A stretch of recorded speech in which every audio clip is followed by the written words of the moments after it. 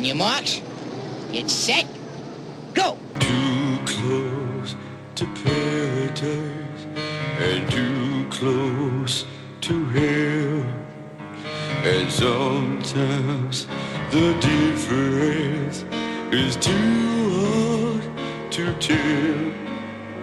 With empty pockets and old worn out seats, they say you fill them by writing your dreams. And I'm one step closer now with one more fight. Hello and welcome to SlyCast, the Sylvester Stallone Fan Podcast. I'm Craig Cohen, and as always, I have with me Jeff Ferry. I didn't join the police force to kill people. And Jeff Hulit.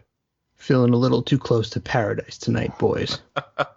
So, guys, this is an episode that when we started putting together the agenda for this series, this was an episode that I was really, really looking forward to.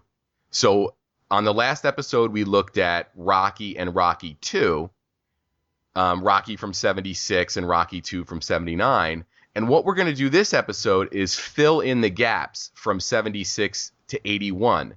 So we've got some really interesting movies to talk about. We're going to talk about F.I.S.T, Paradise Alley, Victory, and Nighthawks.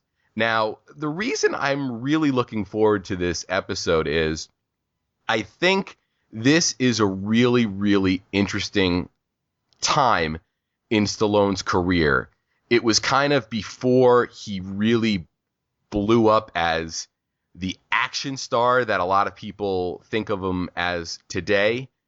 And he was doing movies that a lot of people probably, if you stopped him on the street today, wouldn't expect him to do. Now, do either one of you guys have any thoughts or feelings about this time in Stallone's career? Jeff Ferry. Yeah, like you said, it's a really interesting period. He's got, out of the 4 films, 3 of them are period pieces. I think they take place to one in the 30s, 2 in the 40s, I believe it is, or maybe 2 in the 30s, 1 in the 40s. Mm-hmm. And like you said, like if I ask somebody, hey, name every Sylvester Stallone movie you know, I doubt most people would mention any of these 4. They kind of, they fall out of, like, they're in that Rocky time frame, and they're just completely overshadowed by Rocky. Yeah, it's funny. Out of all these movies, the only one I had probably seen somewhat close to release, and we're talking probably 5 or 6 years within release, was Nighthawks. Paradise Alley and Victory were both movies that I've watched for the first time that I can remember within the last 5 years. And F.I.S.T was the first time I watched this movie was for this recording. Jeff Hulit, do you have anything to add? Yeah, I think this, like you said, it's an interesting period in his career because you kind of get to see where he could have gone. You know, we know the Stallone we see today is pretty much relegated to action movies for the most part, but he has some serious acting chops in these serious dramatic roles that he's in these movies, especially I think in Paradise Alley and Victory. You kind of see him in a really different light. Nighthawks, he's kind of starting to get into more of that Stallone that we know and love today, but I like to think about, you know, what his career could have been like if he decided to continue on these dramatic period piece type films. Yeah, and the one thing I was thinking about was I was looking at his career from, the perspective that you would look at any career, and in your life you have what are called your peak earning years. Those are the years where you're going to make the most money that you're ever going to make in your life. So, you sort of look at, your Rocky 3s through your Demolition Man as Stallone's peak years, where those were the years where he was really had the ability to make a lot of money. And if you look at it, or at least when I look at it that way, it kind of makes his career, it puts it into focus, and it makes complete sense, some of the choices that he made. Not that you need to really apologize for any of those choices, although I'm sure Stallone would, but that's not to get into today.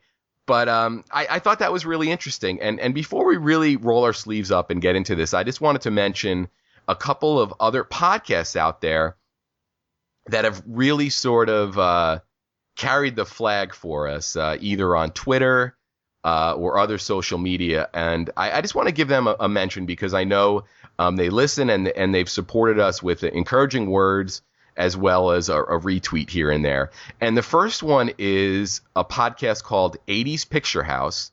And these guys do a phenomenal show. Based on the name, they're dealing with stuff from the 1980s. And they do interviews and they also cover, movies. And they're big Stallone fans. And the other one I want to talk about is the Midnight Movie Cowboys. And that's another really interesting show. And those guys get into some movies that you normally wouldn't hear a podcast talking about. And they approach them from a very, very intelligent point of view. So if you're looking for some new podcasts to check out, please check out the 80s Picture House and the Midnight Movie Cowboys. And I'm sure I'll link to them in these show notes. And then also on Twitter, I'll send out any Twitter handles. But thank you guys, because it's really great, the feedback we've been getting. We love seeing iTunes reviews. It really makes us feel like we're part of a bigger community of people that really, really love the movies of Sylvester Stallone. So, and with that, I guess we'll jump into things. So I said that we were going to be looking at 76 to 81. And some people listening might say, well, the only movie he did in 1976 was Rocky. But there is an uncredited cameo in the Roger Corman production Cannonball, which was a cross-country road race movie before the Cannonball Run that we all know and love. And in this scene, he plays what is credited as, I believe, a mafioso. And also in the scene is Martin Scorsese. And they're talking to director Paul Bartel, who is concerned that he's put on weight. I know you guys both had a chance to sit down and watch this scene. Unfortunately, I wasn't able to watch the whole movie. Do you have any takeaway from this scene, Jeff Hulit? Yeah, I like the fact that Stallone is kind of sitting there chomping on some chicken, and his comment was something to the effect of "You're a good-looking fat." Or yeah, was it something close to that. Yeah, like basically telling the guy he carries his weight well. That's right. Yeah, Jeff Ferry. Am I the only one that thought he looked a lot like Elvis in that outfit? He's sitting there eating a bucket of fried chicken. He's got the big glasses on. He's got like a 70s, almost an Elvis suit on. That's all I could think the whole time he was talking. Yeah, now that you mention it, I totally see that. And that's a movie that I'll watch any Roger Corman movie from the 70s. So that's one I'm definitely going to keep my eye out. Next time I'm on Amazon and I have to add a couple more things to my cart, to make it like Christmas here, I will definitely add that to my cart, because that looks like a really fun movie. And I'm really surprised that I haven't seen it, based on my love of Death Race 2000, which is, another cross-country road race movie. So that would probably be the last sort of cameo role from Stallone for a while. He'll pop up in cameo roles a couple more times during this series, but this was one of those things where I think this was his last favor for Corman, but it looks like a lot of fun. And then we're going to jump into F.I.S.T, which is F.I.S.T, which stands for the Federation of Interstate Truckers. And basically what this is a fictionalized account of the life of Jimmy Hoffa. Jeff Ferry, do you have anything you want to add about the setup of this movie? Yeah, well, like you said, it's basically the rise and fall of a union leader. I mean, he starts out, he's very small time, he's small town. It's going to lead him on his way. I mean, it's not something you've never seen before, but I had never seen F.I.S.T before. And I used to confuse it with Nighthawks, to be honest with you. I used to get the fist mixed up with the Attack was the name of the attack unit, Yeah. the Nighthawks. Yeah. And I guess just because they're both 4 letters, I thought it was the same movie. Yeah. And one of the surprising things about this movie for me was that it jumps through time periods. It starts in 1937, but it jumps all the way to the late 50s and gets sort of into the Teamsters providing loans from the pension fund. And you get some really great sort of aged makeup on all of the actors. And we see quite a few of Stallone's peers that he would work with down the line. We have Brian Dennehy and who else am I thinking of that pops up in another movie? Kevin Conway's in it, and he's in Paradise Alley. And he's in Paradise Alley. Yeah. You also have a great performance from Peter Boyle. And you have a score from Bill Conti, who scored 3 of the 4 movies that we're talking about tonight. So it's kind of interesting that Stallone, carried Conti with him for quite a few of his films. And this felt like sort of Stallone was building his own crew. Even though this wasn't a Stallone film, it was directed by, legendary director Norman Jewison. But this really felt like a Stallone film to me. Is that something that you sort of took away from it, Jeff? Yeah. I also feel like if you watch F.I.S.T. and Paradise Alley back to back, it seems like they finished filming F.I.S.T. and were like, hey, do you guys want to go film another movie with the same guys and some of the same sets? Yeah. We'll put a different hat on Kevin, and then we'll give him a different mustache, and we'll be good. Yeah, that's funny. This also has an interesting pedigree in terms of the writing. Now, Joe Eszterhas is credited with the story, and Eszterhas and Stallone are credited with the screenplay. Now, all reports I've read say that the two of them really didn't get along during filming. And I don't know how true or untrue that is. But the one funny thing I thought watching this movie was that Stallone's character is a guy named Johnny Kovac, and he's Hungarian, which is, Joe Eszterhas is Hungarian. And there's even a scene in the movie where Stallone speaks Hungarian, and it's deep into the movie. So when the guy asks him if he's Hungarian, and Stallone says, yeah, it kind of came out of left field for me, and it seemed like it was funny that they wouldn't have altered that, or if it was just like, hey, sure, Stallone can be Hungarian. And, I haven't met a lot of Hungarian people, and I guess, but it's just, Stallone's coming off of a character called the Italian Stallion. It just seemed like that would be an easy fix in the script. So that was something I sort of got a kick out of. And this is a movie that I would definitely recommend people watch if they've held off on it, or if, it's just one of those movies in Stallone's catalog that they haven't seen, because it really, it plays like one of those 70s dramas. And, not to compare it at all in terms of the level of filmmaking that it achieved, but it kind of felt like, maybe The Godfather 2 notched back a couple of levels, because especially when it shifted to, the late 50s. Is that something that you noticed, Jeff Ferry? Oh, yeah. Especially, I was going to say the same thing. The second half of the movie is very reminiscent of Godfather 2. Yeah. It's got the Senate hearings. I mean, very similar things going on. I can't say enough that this movie is very underrated. Like, no one ever mentions it. I was pleasantly surprised when I watched it. I was like, aside from being maybe 20 minutes too long, maybe they could have spent a little time in the editing room, and a little of that, some of the old age makeup's a little dodgy towards the end. Yeah. When, you got 25-year-old guys and they're trying to make them look like they're in their 50s. Yeah. And they kind of got that red look going on. Yeah. But I mean, brilliantly acted. I really enjoyed it. I was really surprised. I thought it was going to be a tough watch, and it really wasn't. Yeah, well, it's funny. I got the disc in the mail, and I looked at the back, and I saw it was 2 hours and 25 minutes. And I sit down to watch it, and I'm like, wow, it's going to be 2 hours and 25 minutes. And, there's a point where the union's pretty much up and running. And I'm like, well, what are they going to do for the next hour and 40 minutes?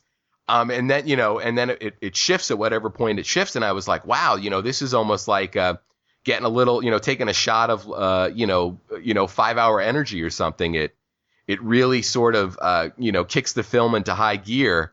And really, really, at least got me invested a lot. Now, one little bit of trivia, is if you watch those scenes in the late 50s, Stallone's Johnny Kovac is married to the mother from A Christmas Story, Melinda Dillon, but he's got 2 kids, one of whom is Anthony Kiedis from the Red Hot Chili Peppers. Wow.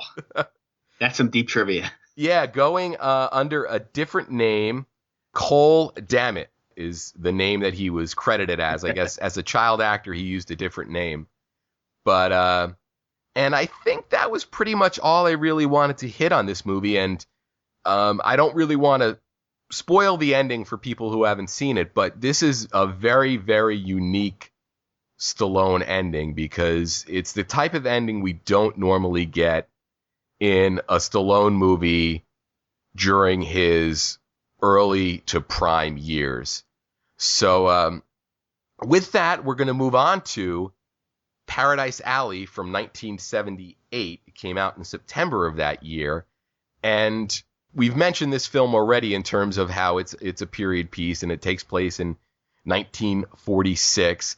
And it's about 3 brothers, Stallone, who plays Cosmo, and then we've got Armand Assante, who plays Lenny, who we saw in a cameo appearance in The Lords of Flatbush. And then we've got Lee Canalito as Victor. And it's basically 3 brothers hustling their way through life in the 1940s Hell's Kitchen. And it's a pro wrestling movie. Jeff Hulit, what were your initial feelings of this movie the first time that you sat down to watch it? Well, the first time I sat down to watch this movie was actually to prime up for this show. I had never seen it before. So, I sat down to watch it. Fortunately, the whole movie is actually on YouTube. So if anybody out there is looking to see it, you can just search for Stallone Paradise Alley on YouTube and you can watch the whole thing. I think it's like an hour and 47 minutes or so. Yeah. And it's also on Netflix for those of you out there with Netflix accounts. So when I sat down to watch it, I think I got through like the first half hour of it, and I was thinking to myself, like, I wasn't sure where the movie was actually going. Yeah. And I'm trying to figure out the angle. And I loved what Stallone was doing in the beginning. He's kind of like that lovable hustler kind of guy, and he's got that he's trying to move up on that girl on the street, and he's got the pigeon crap on his shoulder. I thought was really a lot of really good laughs in that beginning piece there.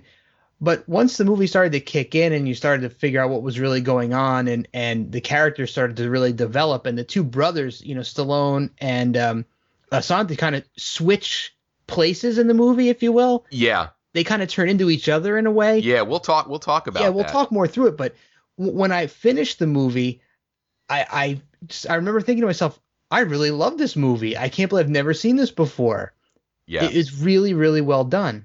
Yeah, awesome. And I'm actually going to have some comments from a current big screen director who loves this movie. But before that, and before we get into the movie, Jeff Ferry, initial feelings on 1978's Paradise Alley.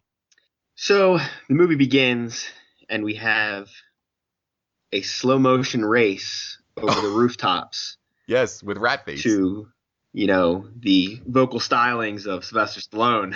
Oh, yes, Too Close to Paradise. Right there. I'm watching it at home. And I was like, the first 2 minutes of that movie, I'm like, oh, man, this could be a long 2 hours. I was like, you had said something about it, and as soon as it started coming on, I'm like, somewhere Craig is laughing at me right now as I'm trying to get through this. I gotta say, I really dislike the first scene. I think it's a detriment to the movie because everything after that I loved. Mm-hmm. I mean, I didn't remember any of it until I won't, give away the end, but the big ending scene, the big 10 minutes at the end, was familiar to me. I must have seen it at some point in VHS and not realized what it was. Yeah. But yeah, I mean, I really enjoyed it. I mean, he's This is a more of the Stallone. Yeah, this is like the Stallone wise guy, wise cracking, smart mouth, funny guy type thing. Yeah, and it's funny you mentioned that your solid memories of it were the last 10 minutes, and I'd imagine any kid watching this in the 80s on VHS or on HBO or whatever, that would be the portion of the movie that they responded to. But the one thing that I really liked about this was Stallone isn't the physical, imposing character in this movie. That role is played by Lee Canalito, who plays the brother Victor. And I thought between this and Nighthawks, it was really interesting to see Stallone not sort of cash in on his physical presence, even coming off of Rocky, where he played, a tough boxer. In this movie, there was really no indication that he was very physical at all. And I thought that was kind of a neat choice, because I'd imagine there might have been people who read the script and just assumed that he would play the role of Victor. Any of you guys have any feelings on that? Jeff Hulit. Yeah, actually, if I'm not mistaken, there's a scene in the movie where he's trying to convince Victor to do his initial wrestling match, right? And Victor says something to the effect of, "Why don't you do it?" And Stallone actually refuses the chance to fight. Yeah. He says, I'm not the physical kind of guy, right? So it's almost like something you would expect Stallone to just be like, okay, jump in the ring and do it, because you see him at the beginning of the movie. He's jumping from rooftop to rooftop, so he's kind of got a daring side to him. He's willing to take risks that he could get hurt doing. Yeah. But then again, he doesn't want to do the arm wrestling thing, and he doesn't want to actually get into a physical brawl with a wrestler. So it just seemed kind of like what you wouldn't expect from him. Mm-hmm. Jeff Ferry. Oh, I agree completely. I mean, I don't see it couldn't have really worked with him, because that Lee Canalito is just like, that guy is a mountain. Yeah. Yeah. I mean, even standing next to Terry Funk, he's shoulder to shoulder with him. Mm-hmm. And then they have Frank McRae's in it. He's a house. Yeah. I mean, those are big guys. And as we'll see later in, some of the upcoming Rocky movies, Stallone is, while he's physically imposing to the average person, he's just not tall. Yeah, but I thought that was kind of a cool role reversal, because it's not something where, a lot of, or at least I know I'm not used to seeing Stallone do. So I thought that was really neat. And you mentioned Terry Funk, who plays the main villain from a physical standpoint. He's basically working for Kevin Conway's Stitch. But Terry Funk is a legendary wrestler. And this is really it's a meaty performance. I mean, Funk really has some stuff to do here, which I think is really neat, especially if you're a fan of a guy like Terry Funk. It's really cool to see him, acting. He'd pop up, again in like Roadhouse. But this really felt like a big role, and he really has to carry things at the end of the movie, because it is a big wrestling scene. And of course, you also mentioned Frank McRae, who plays Big Glory, who we also saw in F.I.S.T, which sort of carries over that whole Stallone crew thing for me, watching these together. Another really cool cameo we get is another person we've seen in a couple of Stallone movies already. And this might be his most prominent role, but that's Frank Stallone playing the lounge singer, which I always love seeing Frank on film. So the other cool thing here is, and Hulit, you alluded to it, that the movie at the start, Armand Assante's Lenny character is really reluctant for Victor, the Leo Canalito character, to do anything physical, even though Cosmo's sort of pushing him in that direction. And Victor he's delivering ice, and in hopes of saving up enough money to move to Jersey on a houseboat with his Chinese girlfriend, Susan. And Stallone's Cosmo, being the hustler that he is always looking for a way to make easy money. And what easier way to make money than putting your physically dominating brother to work in an arm wrestling match or a wrestling ring? And I thought it was really funny to see an arm wrestling scene, because we have a whole movie we're going to talk about probably a couple of episodes from now, Over the Top, that deals with arm wrestling. So it's really cool when you look at all of the sort of combat sports that Stallone's captured in his movies. And in this one, we have arm wrestling and wrestling in general. But to get back to the relationship between Lenny and Cosmo, as Jeff Hulit alluded to, by the end of the movie, Stallone is seeing, or Cosmo is seeing, the toll that the wrestling matches are taking on Victor, and he wants Victor to quit. And at that point, Lenny has become so corrupted by the money that they're making that he loses focus on what he believed. Do either one of you want to elaborate on that? I guess since you originally pointed it out, Jeff Hulit, how about you? Yeah, it was one of those things that kind of caught me a little bit off guard because they take a lot of time, and when I say a lot of time, I mean a lot of time, establishing the juxtaposition between the two characters, between Lenny and Cosmo. And the first half hour, 40 minutes of the movie almost are the two of them kind of almost like in this tug of war over being really protective over Victor and the other wanting to kind of exploit him. I mean, you mentioned the arm wrestling scene, and the arm wrestling scene pretty much is nothing more than Cosmo, Stallone's character, wanting to use his brother to get a hold of an organ grinder's monkey so that he can make money on the street, right? Yeah. So he bets $100 that he doesn't have against this organ grinder's monkey that these mafioso guys or these sharks have gotten, and he doesn't have the money and he's kind of just assuming his brother's going to win, and you get that funny scene later with him on the street with the monkey. But yeah, when they switched roles at the end, I think both of them really did a good job of, you felt like Stallone grew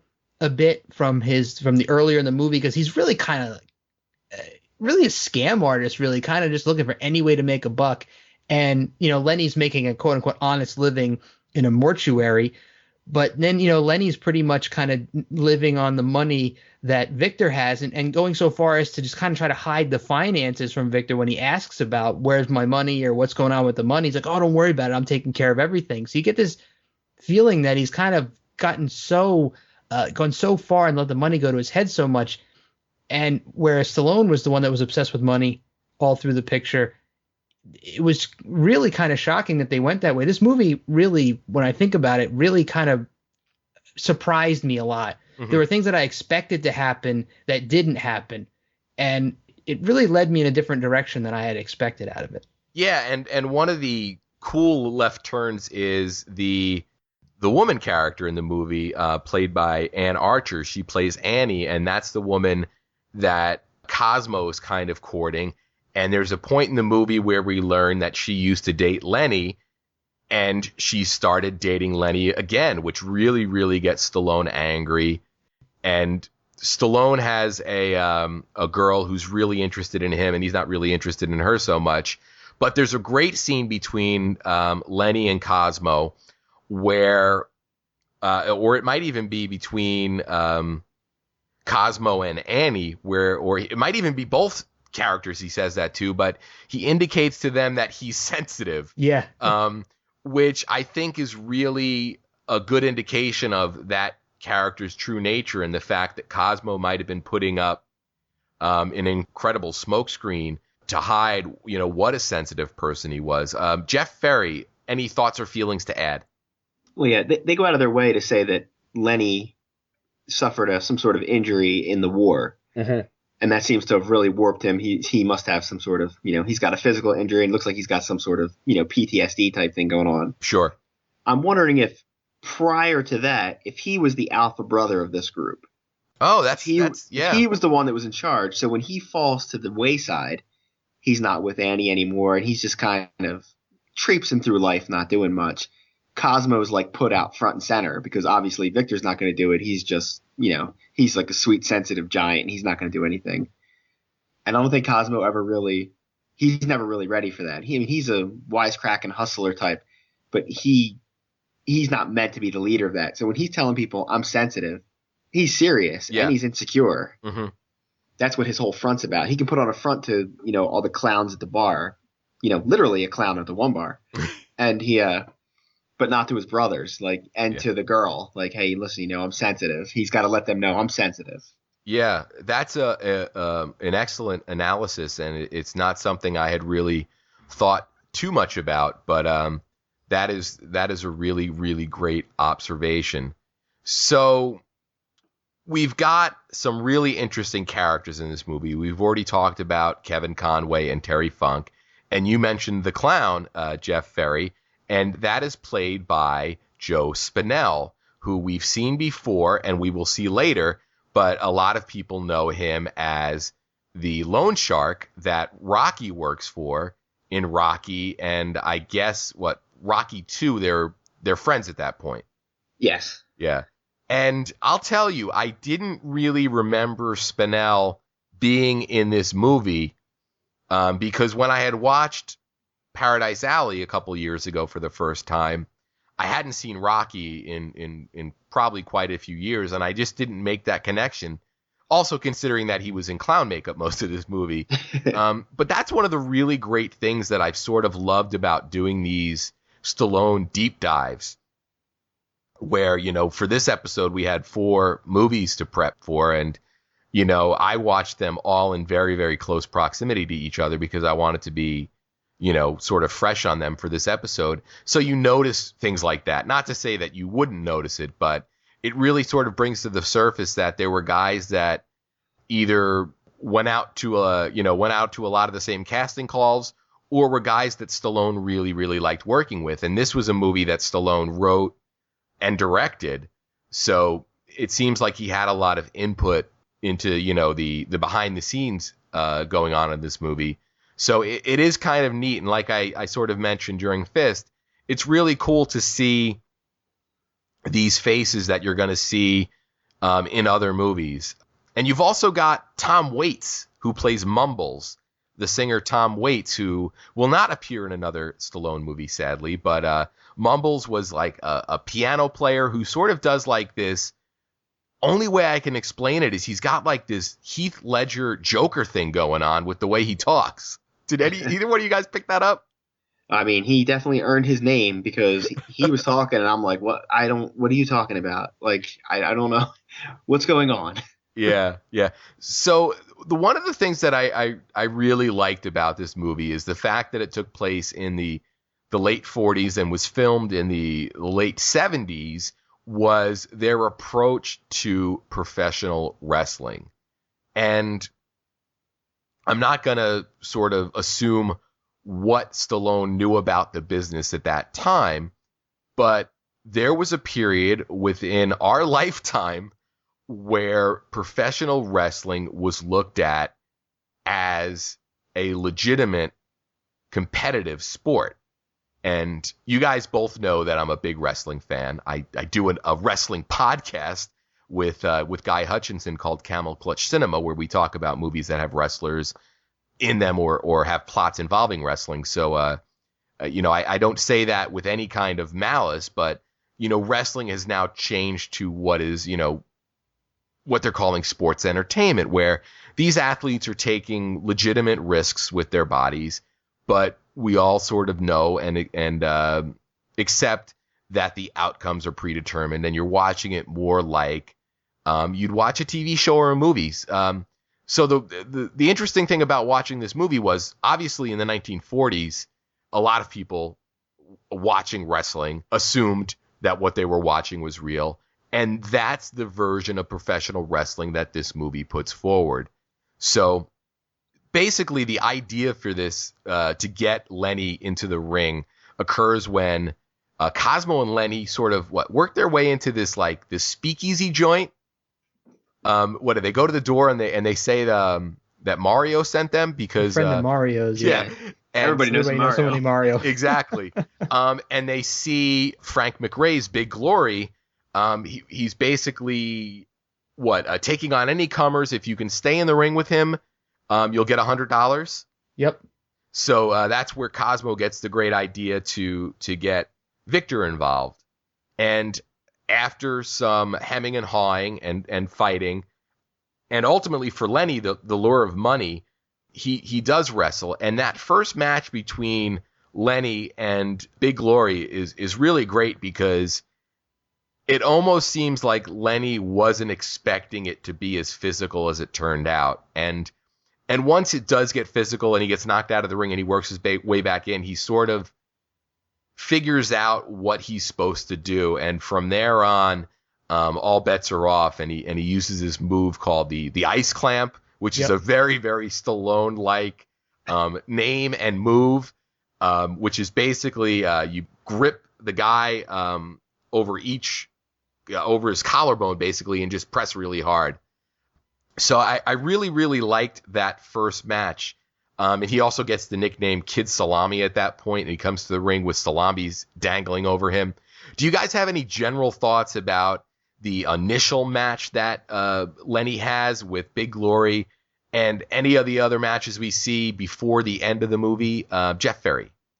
It was a really good match. I'll have to say, of all the secondary characters in the movie, Big Glory, Frank McRae, is by far my favorite. Yeah, and heartbreaking as well. Oh, when they go downstairs, I think shortly after the fight, or one of the other fights where he's all beat up, they go downstairs to where he lives. Yeah. And he's got nothing. He's got like one picture hanging up. Yeah. And he's like, well, I'm just waiting for my big break. I'm just waiting for my break. And, Stallone's like, how long have you been waiting? He's like, 7 years. Yeah. And you basically see that the clown character played by Joe Spinell, Burp, is basically using these guys until they're no longer of any worth. And then he finds a new one, and he even makes the play to sort of procure Lenny services. Jeff Hulit, anything to add revolving or surrounding the wrestling aspect of this movie? Well, I gotta agree with Ferry that Old Glory is awesome and depressing and funny and just awesome, all wrapped up into one. And the scene where they're driving the ice truck, and him and Cosmo driving the ice truck into the bar was great. With Stallone in a Santa suit. Yep. On Christmas Eve. Santa suit. Yeah. Yep. Yeah, really great because I think both of them at that point, Glory himself as being in the business for so long and been beaten down and not gotten anywhere, and Stallone feeling really bad about what he's got his brother into and how much physical damage is being done to him. They're kind of brothers in misery at that point. They're just kind of taken out and trying to, kind of blow off the steam. But regarding the initial wrestling match, I thought it was kind of funny that how good Victor appeared to be at wrestling after he had that moment of clarity where he figured out what he was supposed to do.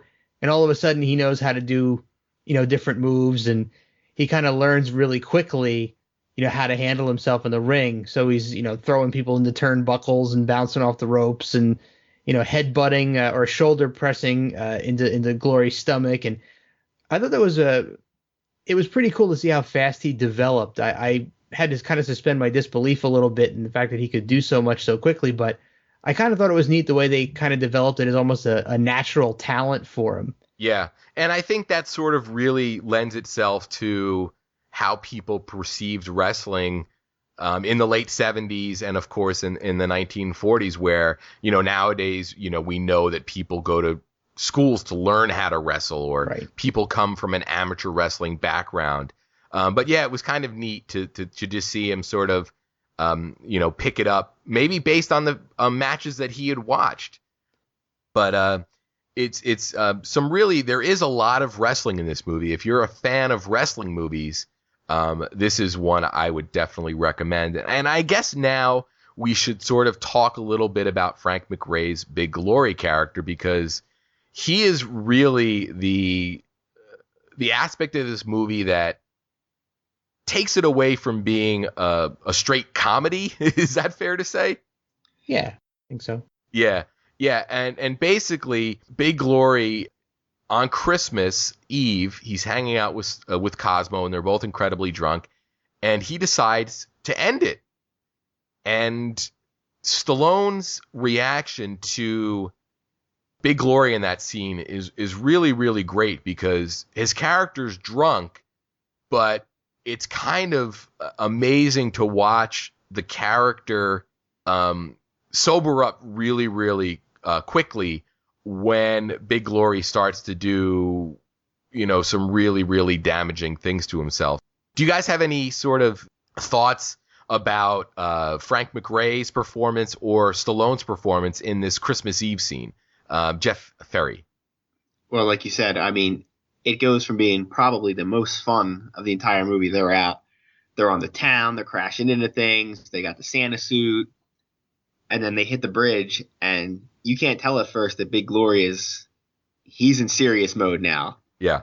And he's talking about like, oh, it's never going to happen for me, this and that. And then, like you said, you see Stallone go from like, he's all happy and they're goofing around to being like, well, no, you don't have to do this. You don't have to do this. But it's such a weird scene because I guess I don't really want to give away exactly what happens. Yeah. But like the funniest laugh in the entire movie happens shortly after that, where like something you think one thing's going to happen and then the opposite happens. Yeah. And I mean, I was watching the movie by myself and I was cracking up laughing out loud. Yeah. At a scene where you really shouldn't be, but I was rolling laughing. Yeah. Because both those guys played it so well. They had me so sucked into it. Then when something else happened, it was hilarious. Yeah. It's funny. Frank McRae was one of those actors that I knew through his James Bond connection. I knew him really from one of the Timothy Dalton movies, License to Kill. So going back and seeing him in this movie was and F.I.S.T, which he had a much smaller role, was really, really neat. Jeff Hulit, anything to add regarding the Christmas Eve sequence or Frank McRae or Stallone's acting in that sequence? I think Jeff Ferry summed it up pretty well, so I won't rehash what he already said. But I think if you look at this particular scene, with them driving around and having a good time, and then, it quickly turns very, very serious. I think it illustrates kind of a theme that goes on through the entire movie where you have these pieces of the film that are really funny and you get these really genuine. I had a lot of really genuine laughs watching a lot of this movie, and then you'd have these really serious scenes, and they're almost two different extremes, but they seem to just flow together really well. And I think that sequence between the two of them, I think illustrates that concept really well. It's probably the best flow of comedy into the serious and then out of it again that you have throughout the entire film. Yeah. So I think since we're talking about acting in this movie, let's talk about Lenny a little bit, Victor, played by Lee Canalito, a little bit. And one of the really great things that I liked about his character in this movie is his relationship with the character of Susan, who was teaching this guy who clearly didn't have much education. She was teaching him words that he could add into his vocabulary. Those were some of my favorite scenes with him, were the scenes where he was, going through his studies, if you will, and even the handful of scenes where he interacted with Susan. Do you guys have anything to add in terms of Lee Canalito's performance as Victor? Jeff Hulit.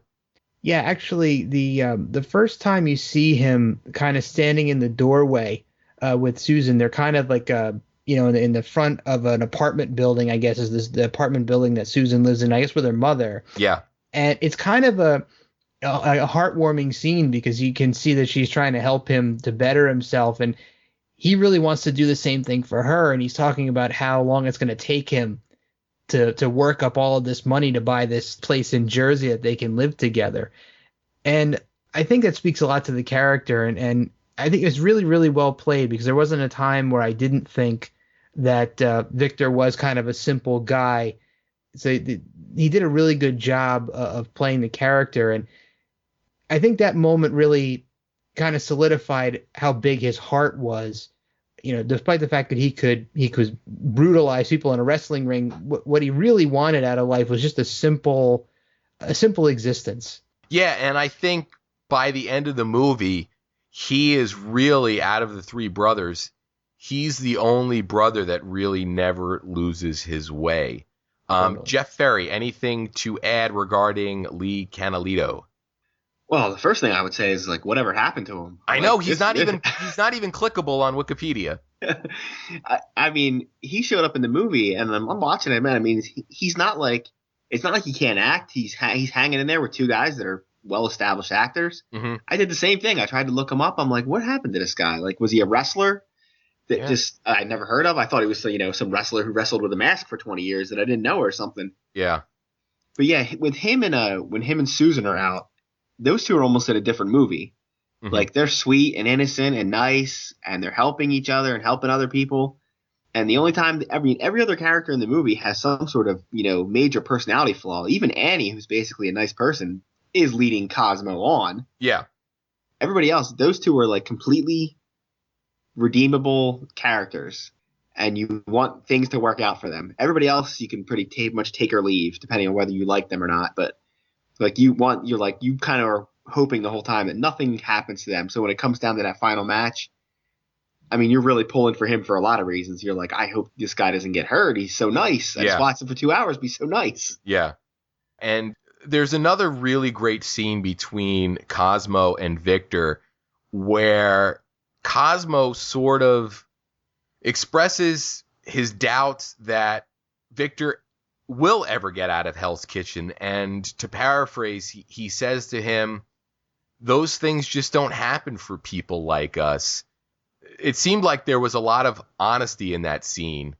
And it's funny because parts of this movie were apparently based on Stallone's childhood, and Stallone did make it. So it's kind of interesting to think at the time that he wrote this, that might have been something that sort of was sitting in the back of his head, was this idea that, some dreams are just always going to be dreams. And Stallone's dream came true. So I thought that was kind of a neat scene to watch outside of the vacuum of the movie, if you will. Do either one of you guys have a, feeling about that encounter between Victor and Cosmo? Jeff Ferry. I mean, it like ties the movie together of like, you really feel for like he's really laying it out there. He's like, listen, no matter what we do, no matter how much hustling I do, this is where we're going to be. Yeah. This is our lot in life. This is where we're going to be. We're never going to, the most we could ever hope for is we got a couple more dollars in our pockets. Right. That's the way he looks at it. The most he can aspire to is to basically be Stitch, be the local tough guy, the local guy that has a little bit of money. Yeah. And if everything goes badly for you, you're big glory. You have nothing. You're working for the clown. Yeah. Yeah. Jeff Hulit. Yeah, I think it was a juxtaposition of a dire outlook of one character, and kind of is resigning himself and his family and his friends to being stuck where they are and being essentially helpless because they're kind of slaves to money, and they really don't have any way to make any significant money to get out of the situation that they're in, against a simpler guy who's living kind of on his hopes. He's kind of working a manual labor job, hauling ice around up these long flights of stairs. I mean, it's pretty backbreaking work, but he feels like he's working towards a goal, and he's not letting the negativity of his surroundings rob him of his dreams. He's kind of holding on to it. So you have these two guys, one that's resigned to not having any dreams and just saying, forget about it, we're stuck here. And his brother, who is really working towards something, even though it seems like it's not anywhere near attainable. Because you see that in the scene between him and Susan in the doorway, and he's says to work for whatever, another 18 years or whatever it was, or 10 years to make up enough money or save enough money, but he's still doing it. So I think that just really illustrated the two extremes in attitudes. Excellent. And that takes us to the final match of the movie, which in I don't want to say typical Stallone fashion, but in a very Stallone-like scenario and a very cinematic scenario, the arena that they're fighting in, or the bar room, the back room they're fighting in, has an exposed roof and it's pouring rain out. So Victor and Terry Funk's character are wrestling in a ring that is covered in water, and it adds a great visual element to the scene. And it's a really long match, considering that it almost feels like it's devoted as much time as, the matches in Rocky or Rocky 2. Overall, what was your takeaway from this final match in Paradise Alley, Jeff Ferry? I mean, cinematically, it's so unique to be like, that's the thing that I remembered. I'm like, as soon as that scene came on and they started fighting, I'm like, oh, a wrestling match in pouring rain. This is what I remember about this movie.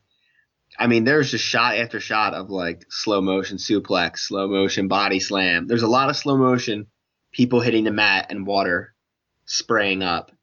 And yeah, I mean, it's every bit as long as the Rocky fights. Mm-hmm. The main difference I would say is I found it hard to kind of know not what was happening, but like who was winning. Yeah. They both looked just as beat up. The only thing you could tell was Victor was getting very badly hurt, but I mean, Frankie looked just as hurt. Yeah. Like I sometimes didn't know who was winning. Like in a Rocky fight, you kind of always know. Someone's always kind of letting you know what's happening. This guy's winning. This guy's not. I mean, you kind of were just waiting for somebody to die. Like yeah. One of these two guys is going to die in the ring. Well, what do they go? They go 22 rounds. Oh yeah. Yeah. Yeah. It is literally longer than your average WWE matches. Oh yeah, by stretches. Jeff Hulit. Yeah, just to build on what Jeff Ferry was saying, I was really impressed with the choreography of that sequence. I thought the way they'd done a lot of the moves was very well executed. Because I used to be a big wrestling fan myself. Many years ago, back in the WCW days, I'd gone to many shows and I'd watched all the shows on TV and the pay-per-view. So I have watched my fair share. And looking at that scene, I recognized a lot of the things that I had seen in more modern wrestling executed pretty well. And with the enhancement of the added water splashing around it, it kind of made the fight look a little more dynamic. Oh, totally. If you will. Yeah. And I think both of the actors really did a great job in the ring, even though, Terry Funk is a wrestler. But, I thought for a non-wrestler, I thought Victor really sold it. Yeah. Sold it pretty well. Yeah. And one thing that did confuse me, though, at the end of the match, like they declare one winner, and then all of a sudden there's a different winner. Yeah, it has this really weird finish, which I guess for wrestling we've come to expect. But Frankie gets disqualified, but then the match continues. Mm-hmm. Jeff Ferry, any way to clarify this for us? The only way I can clarify it is if you're a wrestling fan, you're not thrown off because this is the kind of stuff that actually happens. Yeah. Yeah, it was the same thing. Like, yeah, they say it's disqualified, and then there's the run-in by the manager who says, if you do that, we're going to kill you or whatever. And then, oh, no, never mind. He's not disqualified. Everything's fine. Just keep fighting. We're good. Yeah, I think it was sort of Stallone's way of saying, hey, I'm going to give you the Rocky and the Rocky 2 ending in the same movie. Pretty much. But, that match was really great, and Terry Funk choreographed it. So, a guy with his kind of ring mind, it's not a surprise that he turned in such a great performance. Now, before I get to our mystery filmmaker's opinion of this movie and some words from Stallone, do you guys have any final thoughts regarding Paradise Alley? Jeff Ferry. Again, I'll just say it was a very good movie. I mean, if you can make it through the first minute and a half of Stallone singing, you're good. Because after that, it's an excellent film. Jeff Hulit. This movie, like I said before, really surprised me. The intro, as the other Jeff said, kind of threw me off too. I didn't know what to expect with the singing and the weird outfits they had on, and I wasn't sure where it was going to go. But once all was said and done and the movie was over, I realized just how much I liked it. And something that really stood out to me was the number of times the movie kind of threw me for a loop, because I realized something in myself after I watched it, that I expect certain things to happen in movies now because they always seem to happen in modern movies. For example, after Victor wins the arm wrestling match, right, you see a scene outside where he's sitting on a brownstone set of steps, and the goon squad kind of comes up to him and you say, oh, we got some business to talk about with you. And I am fully expecting them to either beat him within an inch of his life or kill him and have Stallone have to come out and take revenge, right? I was fully expecting that to happen. That's not what happens. And then the thing with the two brothers kind of changing their whole characters and becoming each other, essentially. And then the scene with Big Glory, doing himself in. A lot of these things that I didn't expect to happen, or I expected something different to happen, and the movie didn't live up to that for me. And I thought that was really great that it could do that for me and kind of change the way I'm thinking and try to, maybe rethink the way I expect things out of film. So I would say that anybody who hasn't seen this movie, and if you are a Stallone fan or a wrestling fan, you really need to check this movie out. And I'm actually probably going to pick this up for my collection. Yeah, and one of the things I like about this movie is it feels like a Stallone movie in the sense that all the movies that Stallone's been creatively involved with, in which, where he's not sort of just being hired as an actor, where he's got input on the script or he's got a co-write on it, is Stallone has this incredible ability to just let his characters live for a little bit before, you really get into the action of the film. And I'm not sure if that's a product of the way they made films, prior to, let's say, the 1980s. But whatever it is, I really, really love the way that Stallone constructs his stories because they're very, very character-driven. And you have the opportunity to see the characters live and breathe before, things really get going. And, nowadays you might not see that as much because audiences don't, or Hollywood doesn't think that audiences have attention spans for it. But it is really something cool to see in Paradise Alley and in Stallone written movies overall. So yeah, this is a movie that I'm very, very fond of. And I remember after watching it for the first time, I was like, I'm so glad that this is a movie that I found, but also that it's a movie that I'm able to appreciate more now than I probably would have been had I seen it a few years earlier. Watching it after a lot of other Stallone movies have happened, it's kind of like opening a cool little time capsule. Another person who really, really loves this movie is director Rob Zombie. And he did an interview with a magazine or a website called The Dissolve, where they ask people about movies that other people seem to hate.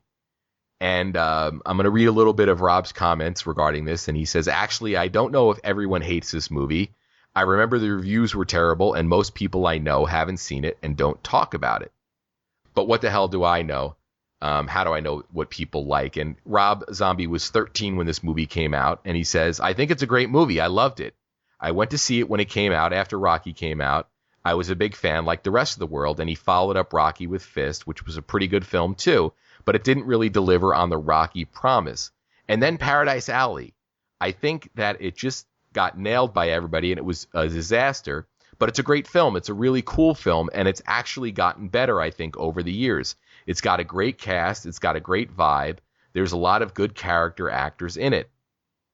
He goes on to say, I think maybe I loved it because it was kind of Rocky-ish in a way. His character was a little bit like Rocky Balboa, even though he didn't do any of the fighting. It was his brother, Kid Salami, who does the wrestling in the movie. But going back and watching it again, there are so many great people in it, like Terry Funk and Tom Waits and Armand DeSante and Kevin Conway and Joe Spinell. There are so many great character actors in the movie. It still holds up. And it has that look of movies that died after the 70s. Nothing looked like that again. And even for Stallone, his career changed so much after that he never really did stuff like that again. So I will link to that interview in the show notes. It's a pretty interesting interview to read and sort of get Rob Zombie's perspective on growing up a film fan in the 1970s. Now, I also have a 1980 interview that Stallone did with Roger Ebert just prior to Nighthawks coming out and while he was still filming Victory. And the article basically starts the portion related to Paradise Alley. Roger Ebert writes, Stallone blames himself for part of Paradise Alley's poor reception. And Stallone says, I'll never forgive myself for the way I allowed myself to be manipulated during the editing of that film. There were a lot of scenes in there to give atmosphere and character, and they wanted them out just to speed things along. They removed 40 scenes altogether. I put 10 of them back in for the version shown on TV. For example, the whole sequence of the soldier without legs sitting on a bar eating peanuts.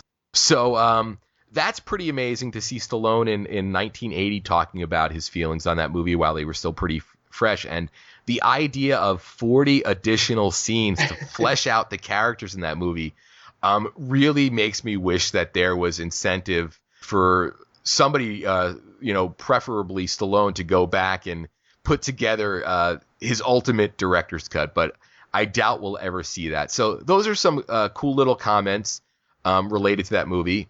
And I also have a more recent Paradise Alley thought from Stallone from An Evening with Stallone, which took place over in the UK back in January. And he talks about the opening weekend, and he says, "Okay, I walk into the theater to see Paradise Alley, and there are two people and one's asleep. Two people, opening week. It really was a humbling experience. You can't go back when it's done. I loved Paradise Alley. I really did."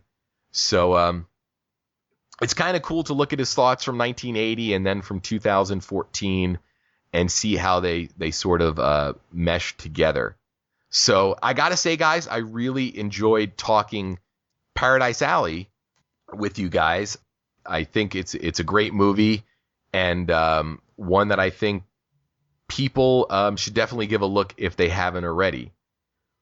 All right, so now we're going to jump over to 1981's Nighthawks, which came out April 4th, 1981 here in the U.S. And this was Stallone just in acting mode here. It's directed by Bruce Malmuth and written by David Shaber and Paul Silbert. It also stars Billy D. Williams, Rutger Hauer, the Bionic Woman, Lindsay Wagner, and has a score by Keith Emerson, the only film we're talking about today that doesn't have Bill Conte's music.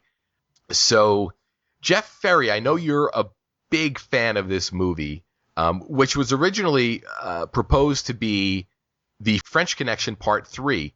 Do you want to give people sort of the high-level overview of what Nighthawks is? Sure, and I'll real quickly relay how I came to know Nighthawks. When I was younger, I may have mentioned this before, I was a big horror fan. There was a movie called Terror in the Isles that showed all these horror movies, and it was a big thing about Leatherface and this and that. And for some reason, Nighthawks is in that show and is showcased from beginning to end. They pick about 5 or 6 movies and they show you the beginning. It's mostly focused on Rutger Hauer because he's the bad guy. So they show you see a scene from the very beginning. You see a scene from 20 minutes in. You literally see about 8 to 10 minutes of the movie. And I would watch this other movie and I'd be like, what is this Stallone movie that I haven't seen? I was like, it looks fantastic. I've never seen him with he's got the helicopter and this and that. And I got to go find it. So I made it my mission at that point to go out and find it. And it didn't disappoint. I mean, he starts out as your average, well, not your average. He's like an undercover cop, basically, him and Billy D. Williams. So, I mean, if I didn't sell the movie for you with Sylvester Stallone and Billy D. Williams are cops and their partners, right there, you should be buying a ticket right now. Yes. And then you're watching the other half. You're watching Rutger Hauer. He's your typical 1981 international terrorist, suave, sophisticated. He blows up a few things in Europe and things go bad and he has to make his way to the United States to continue his activities. Stallone gets pulled onto a task force, and of course, as Stallone is, a great cop, Rutger Hauer is a great criminal. They will have to meet up at some point.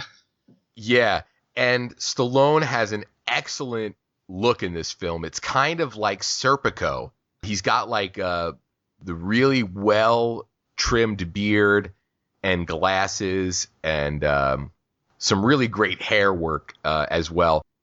Jeff Hulit, initial thoughts on Nighthawks? Well, I don't think I had seen this movie since I was a little kid. So coming back and watching it now, my initial thoughts on it were it's awesome, for one thing. But it seems like the kind of movie that could easily fit in our time period that we're living in now in 2014. The way the movie's played out and the story, it seems like that exact same kind of scenario could play out today. Yeah, and it's interesting because at the end of our discussion, I'm going to have a quote from Stallone addressing that very fact. Oh, that's pretty cool. Anything you want to add before we proceed? Yeah, so just adding a couple of other little tidbits here to entice anybody who hasn't watched it before we get into it. So one thing that really kind of threw me for a loop, because my only experience with Billy D. Williams was the Star Wars franchise and Colt 45 commercials. Yeah. He actually curses a lot in this movie, and that just really threw me off. I'm like, whoa, Billy D. Williams is saying MF, and like, whoa. So that was really cool. And, I'm sure people out there have heard Craig and I talk about our Star Trek podcast, the Tricorder Transmissions, and Jeff Ferry's been on a couple of our episodes. And I was pleasantly surprised. I didn't remember this from when I had seen it as a child, but Persis Kambata is also in this movie, which is a connection to Star Trek, the motion picture for us. So that was kind of a neat, endearing thing as well.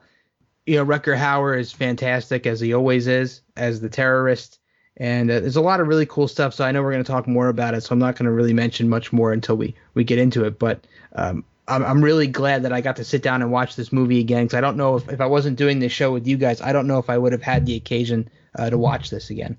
Yeah, and I got to say it was really interesting, the lengths I had to go through to watch this movie. And I won't get into too much detail, but a few weeks out, I looked on Netflix and Amazon Prime, and neither one of those services had the movie, but it was available for rental for $2.99 through Amazon. And I was like, okay, the week before we record, I'll sit down and rent it and watch it.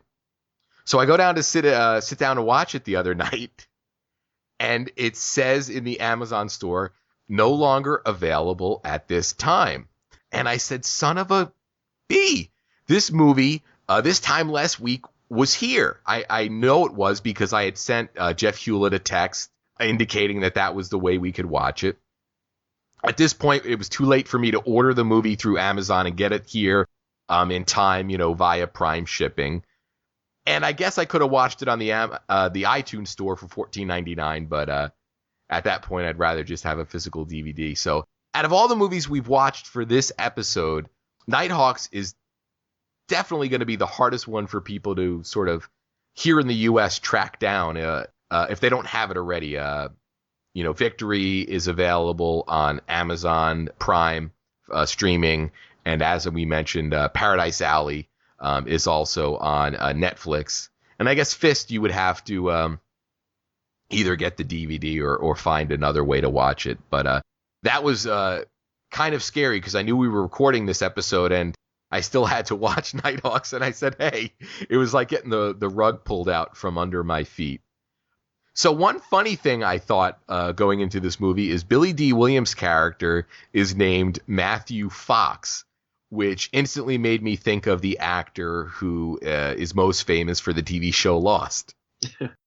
And Stallone plays Detective Sergeant Deke De Silva. And I thought that Deke was an interesting character, because the movie starts where you see a very strange-looking woman walking home late at night through a very, very dangerous part of the city. Correct me if I'm wrong, guys. Is this the opening of the movie, or do we have a Rutger Hauer stinger before it? I'm trying to remember. I feel like that starts there, and then it goes to him in London. Okay, that's what I thought. So you've got this strange-looking woman who is clearly going to be mugged and possibly accosted in some way. But thankfully, before that has a chance to go down, the strange-looking woman pulls off a mask, and it's revealed to be Sylvester Stallone's Deke De Silva. And he basically does what they call in the movie decoy work, which I guess is a way for the police to lure criminals out. Again, I thought this was kind of an interesting way to present Stallone, because they present him in a manner that we're assuming that he can convincingly double for a woman if somebody isn't really paying too much attention. So I thought this was kind of another interesting character who surely as the movie goes on gets very, sort of physical. But I thought that was neat. But getting into that aspect of the character, as Jeff Ferry alluded to at the beginning of this show, he is a cop who really seems to be working as a cop for the right reason. He really seems to want to make a difference, and that doesn't always involve killing people. Jeff Ferry, do you have any further thoughts about Stallone's character here in Nighthawks? Yeah, they do their best to make him should not fall into one of the tropes. He's not a straight-laced, by-the-book guy, but he's also not a psychotic, Martin Riggs, Mel Gibson type either. He's like not so far astray where you're like, well, this guy wouldn't even be a police officer. Look at him. He's nuts. Yeah. I mean, they do decoy work, but like, it seems that they're good at it and whatever. I mean, he must be good at it. He can pull off playing a lady with a full beard. I mean, he must be quite an actor.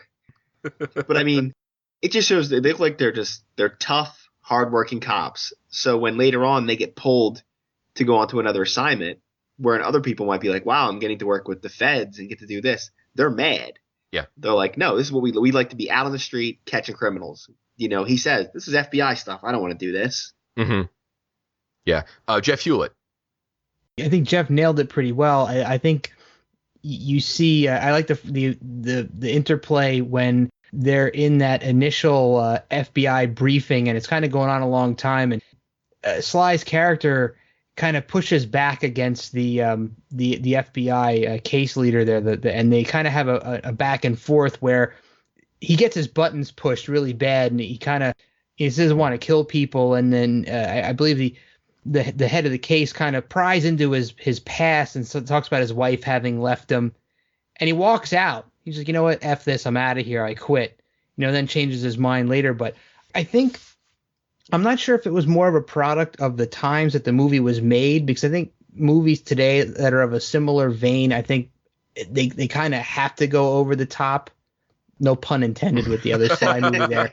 Sorry, that just came out. But, I think it's expected for movies today with cops kind of like to go die hard, where they're, jumping out of explosions and things. But I think back then things were a little more reasonable, and I think it was a little more realistic. I think this is a much more realistic kind of buddy cop movie. I don't want to call it a buddy cop movie, but I think it's more of a realistic partner cop movie than we would get today. Yeah, I definitely agree. So let's set the stage a little bit. Rutger Hauer plays Wolfgar, who is an international terrorist, and we're introduced to him when he blows up a building in London and then makes his way to the United States, where I guess intel tips off the FBI that he's there, and Stallone and Billy Dee are recruited on this task force.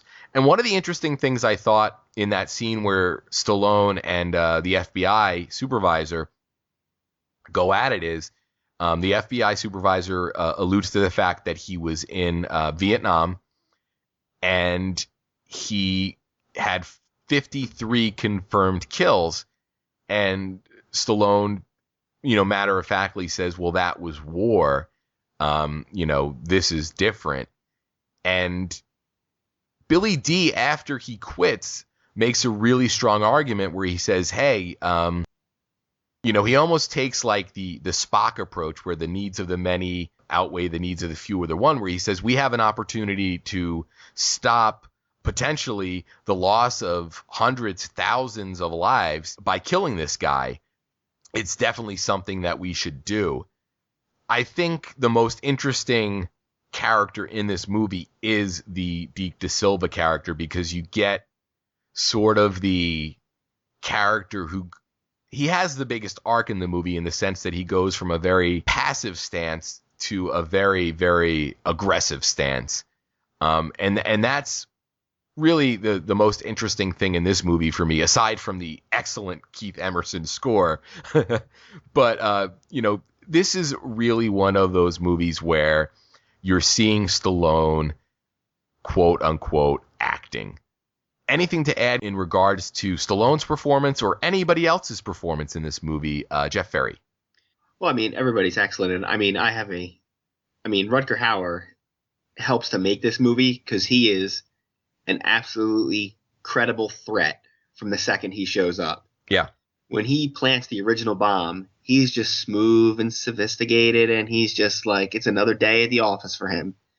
And like, he makes it very clear from the very beginning. He's like, he'll just kill anybody in his way, but he's not in that he's not unbelievably cool. He's not Dr. Lecter cool. Yeah. Because he makes mistakes. Uh-huh. He does make mistakes. He's like human. But he also has no regard for anybody's life except his own. Yeah, and that's the really shocking thing at the beginning of the movie when you see him interacting with the sales girl in the building that he actually blows up. And then that's basically where you get the idea that, wow, this guy really has no remorse, and he's interacting with somebody that he knows will be dead 2 minutes from then. It was really kind of a shocking sequence for me, and I've always been a fan of Rutger Hauer, and I can only imagine in the early 80s, I was too young to really appreciate these movies at the time, but seeing a movie like this and Blade Runner a year later, I can imagine people sort of being blown away by the work that Rutger Hauer was doing. Jeff Hulit, anything to add overall in regards to the overall performances in this film? Yeah, one thing that stuck out to me out of all the Rutger Hauer sequences, since we're kind of on that topic at this point, there was a part where he was, I guess he's kind of at a party, right? And this is kind of early on in the movie, and I guess you find out that he's sort of working with a movement. And, one of these guys comes in to talk to him about what he's just recently done with his bombing and says, listen, man, you're hurting the movement. You killed, was it 4 kids with that blast? And Rutger Hauer is like, he really doesn't even care. He has no remorse at all. It kind of reminded me a bit of, how they did the Joker in the Dark Knight. Not as outrageous, but, they kind of set this dog loose to do all these dirty deeds, and now he's kind of going too far, and they kind of can't stop him, right? Because he's doing what he wants to do. He's like, well, I have to do these extreme things to get the message across, and he's kind of going rogue, more rogue than they wanted him to go. So I think that really set the stage for all of the other things that he does throughout the rest of the film. But that particular sequence really stood out to me as an outstanding illustration of his character. And there are smaller bits where you get some really great insight into, Stallone's character, which we just, talked about how he had that kind of interplay with the FBI supervisor.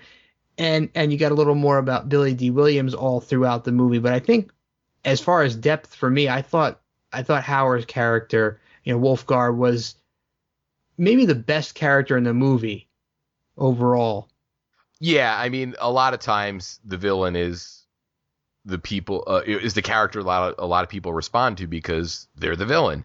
A lot of people watch Star Wars and they're not drawn to Luke Skywalker, they're drawn to Darth Vader.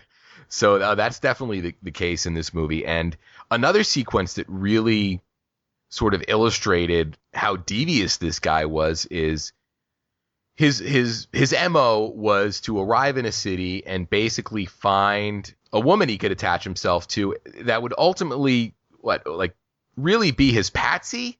Is that fair to say, Jeff Ferry? It seemed like he just needed a place to hang, kind of where his hangout was going to be, as opposed to renting an apartment. Yeah. He would just find a woman and shack up with her. Yeah. Mm-hmm. And you had alluded to mistakes that he made, and possibly one of the biggest mistakes he makes is the woman that he shacked up with, who is a stewardess. She's getting ready for work one morning, and in the closet in her apartment, she discovers his case full of weapons, and Wolfgar discovers her, and I guess without really thinking through or feeling that he had no other avenue to go down, he kills her. But it doesn't seem like he stages it in any kind of way to indicate that it was anything more. He doesn't stage it to look like a break-in or a robbery. And that's one of the things that sort of leads the police to believe that Wolfgar is operating in the city. Is that a fair assessment, guys? Jeff Ferry? Yes, and if you remember, the other mistake that he makes is that one guy, I think, from the movement shows up to confront him, the one you're talking about, that says, you killed all these kids, blah, blah, blah. Yeah. He thinks the guy's going for a gun or he's going to do something, so he kills that guy, too. They're at a party, he just kills the guy in the hallway. Yeah, so he's leaving a trail of bodies behind. And the stewardess murder, we get an appearance, one of several scenes in this movie where he appears, but we get our old friend, Joe Spinell plays Lieutenant Munafo. And I got to tell you, I love Joe Spinell. I'd imagine that when SlyCast starts to wind down after we've looked at the career of Sylvester Stallone, I really think that Spinell cast is the road I want to go down. Any thoughts or feelings on Joe Spinell in this movie, guys? Jeff Hulit. I don't feel as strongly about it as you do, but I would definitely be on board for Spinell cast if you were to try to spin that up. Jeff Ferry. I mean, if you're gonna cast like, hey, we need a lieutenant in the New York City Police Department. I mean, he just looks and acts. I mean, the whole time he interacts with Stallone, you can't tell if they're best friends, bitter enemies, if they're arguing, are they talking? Because all they do is yell at each other the whole movie. I mean, they could be best friends for 20 years or hate each other's guts, and you'd never know. Yeah. Because that's just the way they interact all the time. Yeah. That's really some great interaction there. Now, one character we haven't really talked too much about, except for his, I guess, his love of profanity, is Matthew Fox, played by Billy D. Williams. And he has a pretty substantial role in this film in that he's really the catalyst for how this movie really ends up. There's a sequence where Fox and De Silva are touring local discotheques and clubs in Manhattan in the hopes of finding people who might have seen the girl who was murdered by Wolfgar. And at the same time, they're looking on a lark, hopefully, to possibly find Wolfgar. And lo and behold, they're in one of the nightclubs, and Stallone looks across the room and sees Rutger Hauer's Wolfgar. And you got a really interesting sequence where Wolfgar sees De Silva. De Silva makes Wolfgar. And you have this moment where you're not exactly sure what's going to happen. And then Wolfgar pulls out a gun and opens fire in this New York City nightclub, which leads to a foot chase that ends up in the subway. And you've got Wolfgar taking a hostage where he puts a knife to a woman's throat. And there's a really tense sequence where Fox and De Silva are both looking for Wolfgar after he's ended up down in the subway. And once they finally spot him, a train's approaching, and Fox is yelling at De Silva to take a shot. And De Silva rightfully says, I don't have a clear shot. I don't have a clear shot. And Wolfgar is able to get on the train and escape. And then eventually he slices Fox's face with a knife, I guess, after De Silva and Fox catch up to him. And at that point, it's really until his partner is injured, coupled with the fact that he couldn't take the shot, that De Silva really decides that Wolfgar needs to go down, and it becomes, not to use a movie cliche, it becomes personal. Now, I hope I didn't botch the explanation of that sequence too much, but Jeff Hulit, do you have anything that you want to talk about regarding that section of the movie? Yes, I do. So this is the only part of the movie where I actually kind of felt a little bit bad for Wolfgar. And the reason for that is that there's a description of, when they're doing a description of Wolfgar, and they're talking about his what he does and who he is, they say explicitly that he likes the nightlife. So he's out in this club, obviously he's trying to enjoy himself. And here they come ruining his night. You can see him in the corner, he's kind of dancing a little bit, eyeing up the chicks, he's got a drink in his hand. They could have waited until the night was over. Actually, I'm just kidding around, but that I really love the late 70s nightclubs that you get to see in this movie. It's kind of a really neat retrospective on when I was a little kid. I remember a lot of that was when the whole disco era was going on. But the sequence that you talked about, I thought there were some really key moments in there. One was when he grabs that lady in the subway platform and he's got the knife up to her throat, and you can just see in Howard's face that he just doesn't care, man. He's ready to just take whoever he needs to get away, and he'll do whatever he has to do to escape. And you know that you're nowhere near the end of the movie, so you know somehow he's going to get away. But I love the when Sly, they couldn't get on the actual train, so they kind of jump on the end, and he has to Sly to do this sort of like a kick move to get through the glass and come through onto the train car. That was a kind of a pretty cool move. So you get a little bit of an action sequence there, and I don't think I've ever seen someone's jaw get sliced open in a movie before. And it was a really kind of a neat move, because I remember I've walked up those steps in that 42nd Street subway station before. So, I mean, it was a familiar looking scene to me. And the way that they had filmed it, like you almost didn't know what happened until, you know, you see Billy holding his face and Sly comes over and is kind of holding on to him. You kind of didn't, I thought maybe he slashed his throat for a minute there. So when he actually just got the jaw, I was happy about that, because I didn't know if they were going to, I couldn't really remember much from when I'd seen the movie when I was younger. So I wasn't sure if Billy actually died during that scene or not. Yeah. And really quick to talk about the makeup effects in this movie. They were done by legendary special effects makeup artist Dick Smith, who did groundbreaking work in The Godfather and The Godfather Part 2, as well as Taxi Driver. So that was an effect I saw in the movie, and then in the credits when I saw Dick Smith, I said, of course, it makes perfect sense. One thing I want to key in on that you talked about with the hostage was, at this point in the movie, we had already seen Wolfgar show very little regard for human life. So as a viewer, I was very, very worried for that hostage. Even when he was safe and secure on the train, I wasn't sure that he wasn't just going to slice her throat anyway. Jeff Ferry, do you have any follow-up thoughts on what Jeff Hulit was saying, or your thoughts on the whole hostage-taking portion of that sequence? Yeah, I will say the first time I'm watching it, it's one of those, as soon as the two partners go chasing after him and they kind of get separated from everybody else, the first thing you're thinking is, well, here's where Stallone's partner gets killed.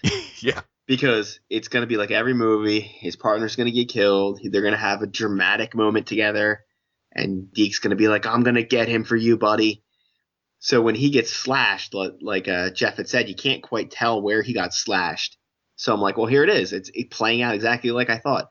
And you really don't even know until the next scene, or maybe a couple scenes later, all of a sudden you see Billy D. Williams in like the hospital with his face all bandaged up. You're like, oh, I guess he's okay. Yeah. He just got slashed in the face. So I was glad they didn't go with that of like, oh, his partner's dead. That's the only reason why he's involved. I mean, he's still hurt, but like they didn't have to. At least then you have Billy D. Williams for the rest of the movie. And yeah, and as we see, we see with Wolfgar, he has no respect for any human life. And he takes hostages now. And as we'll see later, he really doesn't care. He'll take anybody hostage. You're not safe if you're a hostage. It's just, well, this is what I need to do. Yeah. If he needed to kill everybody on that subway train, he would have. Yeah. So jumping to the climax of this very exciting movie, which I'm sure there's a lot more we could talk about, but the climax of the movie takes place in a very unique, under-filmed location, in my opinion, which is a Roosevelt Island tram car full of, I guess, some international dignitaries that Wolfgar is going to use to get the release of some of his comrades. Is that a fair assessment, Jeff Ferry? Yeah, they were at the United Nations. They kind of stage something at the United Nations to get the United Nations evacuated, and then they take one of the Roosevelt cars. Mm-hmm. They stop one of the Roosevelt cars with him and Shaka, whatever her name is, Shaka Khan on it. Yeah. And this is a really, really great climax. The cops are engaged. Stallone's character flies up on a helicopter and has a bird's eye view where Wolfgar basically shows that he means business. He kills the wife of one of the dignitaries by slicing her throat. Oh no, by machine gunning her, and then just throwing her body out of the tram car. a really, really hard sequence to watch. And that was the moment where cinematically I knew that that was really the final moment where if there was anybody who was at any point sympathizing with Wolfgar, this was the last ditch effort to make sure that people weren't sympathizing with him. And ultimately he demands that De Silva come up via a cable system to the tram car to, I guess, get his demands and then also remove a baby that's on board. And then it culminates in a chase where Wolfgar has demanded a bus that will take them to a jet. Of course, that sort of gets botched. His female companion gets dispatched, and he crashes into the river, and we think he's dead, which then leads to the coda of the movie, if you will. What are your thoughts and feelings regarding the first climax of this film, Jeff Hulit? This is actually one of my favorite parts of this whole movie for a couple of different reasons. I don't know if you guys really noticed this, but one of the things I thought was great about this is the Keith Emerson score really shines during the time when the helicopter's kind of flying around and kind of coming up to the side of the tram car. There's a really neat musical sequence in there. If you didn't really notice how cool it was, go back and listen to it again, because I think that it definitely makes the movie feel like it's in the time period that it's really taking place, even back in the early 80s. But it's really cool music. But that whole sequence was really neat. I love the use of the tram car because you really felt the isolation of those diplomats. So he kind of has them in a place where there's really nothing that anybody can do to help these people. Right. I mean, what can they really do? Because you can't really move the tram car because he can just shoot every single one of them as soon as it starts moving. So you kind of have to do what he wants. It's kind of a brilliant way to hold people hostage. Right. Yeah. So the sequence where he machine guns the wife and throws her out. I love that you have this kind of eye to eye view with Stallone in the helicopter kind of floating evenly with the tram car. So he can kind of look Wolfgar in the eyes, and he's kind of trying to plead with him not to do it, but particularly effective. And I think it's kind of a foreshadowing of things you'll see in other more famous Sly movies in the future, sequences very similar to that. And I was wondering whether or not he was actually going to try to kill Stallone when he pulls him up on the cable. I didn't think that he was going to hand him the baby and just lower him back down. For some reason, I kept thinking he was either going to cut the rope or attempt to kill him in some way, or give him the baby and then cut the rope or the cable. Mm-hmm. So particularly effective scene. I was actually kind of gripped by it. Yeah, it's definitely very, very well done. Jeff Ferry. I agree. The scene on the cable in the car is fantastic. Like when he, he's pleading with him at first not to shoot the guy's wife, and he shoots her. And he says, "This one's for you, De Silva," and shoots her right in front of him while he's watching. And then when he pulls him up, he basically asks him, like, "Why'd you kill the woman?" And he just says, "I wanted to." And that's it. That's all he needed. He's like, "I wanted to." I had the same feeling as Jeff Hulit. When that baby's on there, I mean, the amount of like trepidation you have, because he's touching it's like a newborn, like maybe 6 months old. Mm-hmm. He's touching the baby's head and stuff, rubbing it, and like. You've already seen him kill a bunch of people for no reason. He blew up a thing where he was you're like, nothing good can come. Like, so even when he calls Stallone up there, I was thinking the same thing. Is he going to wait for Stallone to get up there and then just toss the baby down? Is he going to cut the rope with Stallone on it? So now basically Stallone feels like he killed this baby. Yeah. I mean, none of that would have been out of the ordinary. Yeah. But I think he used the baby as a way to, like, he wanted to see De Silva face to face. I think he has every intention of some point he's going to kill De Silva, but he just that's his moment to let him know, I beat you. Yeah. Like, I'm beating you right now. Yeah. Yeah, definitely.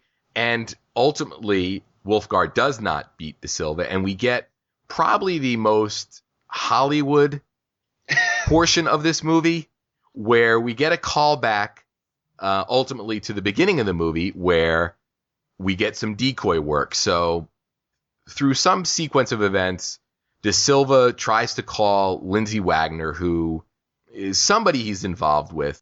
And I'll reference a quote from Stallone later where he talks about some of the sacrifices that were made in this movie, and it seems like her character was shortchanged a little bit. But he gets information that Wolfgar is going to target. Now that Wolfgar hasn't been able to accomplish his primary goal, he is going to make De Silva pay by killing the woman that he loves. So we get this sequence where Wolfgar goes to her apartment. He breaks in. She just got home from work. She's doing dishes. She's getting dinner ready. We get a moment where Wolfgar comes up to her, and sure enough, she turns around, and it is De Silva in decoy mode. And I did say this was a Hollywood sequence, and the only thing that would have made this a more Hollywood sequence was if Billy D. Williams was there to say, De Silva, don't do it, man. He's not worth it. Which we don't get here. We actually get De Silva taking out Wolfgar. He shoots him a couple times, and Wolfgar doesn't seem to want to die, and he keeps charging with his knife. But when you look past the logic of the fact that they pretty much could have sprang on Wolfgar as soon as he came to the apartment, it makes for an effective scene as you're watching it. But it was the only portion of this movie that really felt Hollywood to me, which was kind of interesting. Either one of you guys want to pipe in on the ending of this movie? Jeff Hulit. Yeah, one thing that I noticed during this final sequence that I thought was really cool, and I actually said, wow, that's cool, was when Wolfgar is creeping into the kitchen. You know, he's kind of walking really slowly. There's a brief second where you see him walking past some hanging copper pots, and you can see his face reflecting on the back of the. I thought that was really great directorial choice. It was so effective, and I had a really good reaction to it. Like, that's really cool because of the rippling of the face in the pot. Just it really gave you the feeling that this is something really bad's going to happen. He's creeping in there, and I didn't really realize that what was going to happen was going to happen. When he turned around, I was surprised that it was Stallone in decoy mode. I didn't expect it. I had expected, because of the way they had framed the shot, you're seeing Rutger Hauer walking towards you, and you see the apartment door down the hall in the background. Yeah. Now, I had expected Sly to come crashing through the door and shoot him just before he plunged the knife in. That's kind of what I was expecting. So I wasn't really expecting to turn around and have the bearded wig thing going on. But yeah. I thought it was a cool ending. I don't know. I know it's just kind of Hollywood, but I thought it was cool. Oh, it was definitely a cool ending. It just seemed like in a movie that really felt kind of un-Hollywood, that it had the Hollywood ending. Jeff Ferry. Yeah, I mean, like I said, I'd seen this as part of that other movie, the Terror in the Isles movie. So they give away the ending. So, like, I knew that was coming, but, like, they go through the paces. I mean, him breaking into the house is a good 2 minutes. Yeah. He's slowly breaking the lock and this and that. And even when Stallone turns to confront him, it doesn't happen instantly. There's still, like, a good 5-second beat. Oh, yeah. Where they look, and you're like, I mean, I don't know what would happen if Wolfgar just drops the knife right there and goes, oh, you got me. Yeah. Because he makes that move for him, and then you'll find the thing that I find interesting, and I've read a little bit about it. Yeah. Stallone fires his gun, I believe, twice. Yeah, but you only hear it once. And he's got about 7 wounds. Yeah. Because I guess he was supposed to blow him away. Yeah. And just unload on him. Yeah, I actually really think that regardless of what Wolfgar did, that I really think that the De Silva character was at a point where he almost had a license to kill with this guy, and he had gotten past whatever kind of personal objection he had to killing someone again. And I think it's a choice that he would have made. It definitely would have been an interesting alternate ending, and it makes for some really interesting discussion right now. So that really brings us to the end of Nighthawks, which is another really unique entry into Stallone's, film career. It is a buddy cop movie, but it's a different take on it, and we'll get to see his other take on a buddy cop movie later on down the road in Tango and Cash. But here, I think Nighthawks has a really, really interesting feel to it. It's a unique Stallone film, in my opinion, and part of a very interesting period of his career, as I said. So before I get to some of Stallone's thoughts on this, is there anything you guys want to add before we put Nighthawks to bed? Jeff Hulit. Yeah, I'm not going to retread anything that we've already said because I think we've all illustrated a lot of really great things about this movie. And I'll say once again, though, that this is a really, really great flick. Definitely check it out if you're out there. Now, there are a few other really cool things that we didn't mention that I was just going to highlight, that there are some really great, Manhattan cityscapes in this flick. So it's almost like another time capsule type movie. If you want to check out what the city looked like back in the day that this film was made, there's some great shots of the skylines. There's some great shots underground in the subways. You can see what it used to look like.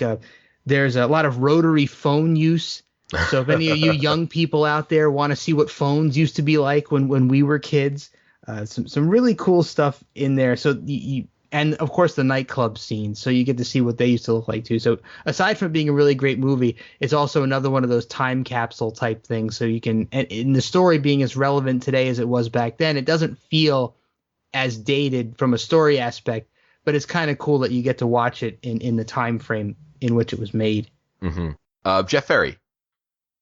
Just to piggyback on that, the thing I like about it is it's a very good Stallone movie. It's a very good cop movie with a really good antagonist. The thing that I really enjoy about it is it never gets to like the Die Hard level craziness. Mm-hmm. Nothing that happens, I would say, is impossible. I mean, he doesn't do anything insane. I mean, they chase after a bad guy through the city streets. That happens. Even when they're on the subway train, nothing crazy happens on the subway train. Mostly it's very slowly them moving through it. Yeah, there's never a scene where you're like you see in every movie now, where a guy jumps off a moving motorcycle onto a train, and you're like, that guy would be dead. Like, really good point. That would never. He doesn't jump off a bridge 100 feet into the water, and get away. I mean, he crashes into the water, but even that, like the fact that they even thought he was dead, I'm like, why? He just had a slight accident into the water. Yeah, he could very easily have walked away from that. Yeah, this definitely felt like it could have been the French Connection Part 3. So I really, really enjoyed this discussion of Nighthawks. And before we wrap it up, I'm going to go to a quote from Sylvester Stallone back in 2006 on Ain't It Cool News. He did a Q&A session, which was really neat. People submitted questions, and he answered them. And somebody asked him about Nighthawks. And he said, Nighthawks was a very difficult film to make, namely because no one believed that urban terrorism would ever happen in New York, thus felt the story was far-fetched. Nighthawks was even a better film before the studio lost faith in it and cut it to pieces. What was in the missing scenes was extraordinary acting by Rutger Hauer, Lindsay Wagner, and the finale was a bloodfest that rivaled the finale of Taxi Driver. But it was a bloodfest with a purpose. The stunts in the film were pretty extraordinary because they were invented along the way.